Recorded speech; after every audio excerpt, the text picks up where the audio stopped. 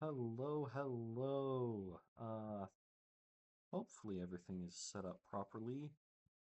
This is the Engineering Tactician. I am doing a tutorial series on how to do modding for Nebulous Fleet Command, starting with the basics of how to implement holes, since that is probably the most wanted and most struggled with task in the Nebulous modding community. Uh, I am not going to be covering modeling, and I'm not going to be covering texturing, but I will be covering requirements on both of those. So, for this very first video, I am just going to be covering requirements of your whole model. Um, so right here in front of me, we have the template ship I am going to be working with. Let me turn that on so you can see it better. If I turn on everything. Here we go. This is what it's going to look like once it's ready to go in game. Should be pretty nice hole all around. To start with, let's cover the bare minimum necessities of having a hole. What do you need? So the biggest thing that you just have to have is watertight hole. You can have holes in your model, but be warned, shots will go straight through them. So if you have a hole in your model, that's an invulnerability point. So for example, when I cut out these windows, I actually do them as a slight extrusion on my model, because that way there's not a hole that would make my collider a lot messier and would turn into a just a real mess all around with eating bullets for free.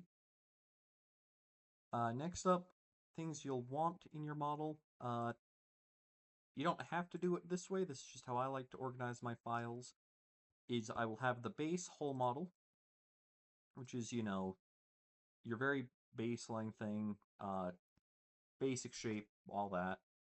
Uh, Additionally, you'll want an engine glow, almost certainly, pretty much everything will want an engine glow mesh.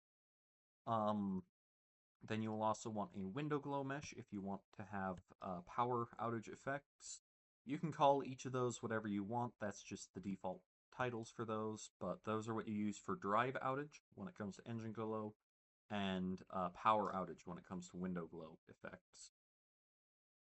Uh, Beyond that, these next three subparts, you can have them on your main model, but it will make your colliders more complex, which is why I tend to separate them out. You will want some kind of antenna mesh somewhere on your model. Um, Finding a general style you like for antennas is a really important thing to do early on for your design language. Go with that.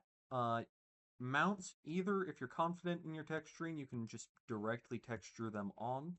I'm not, which is why I do these little pop-ups, just to make them a lot easier to texture and show off. And then lastly, because it's nebulous, you'll almost certainly want some kind of visual radar mesh. For this faction, they're doing radar domes, but can be whatever you want.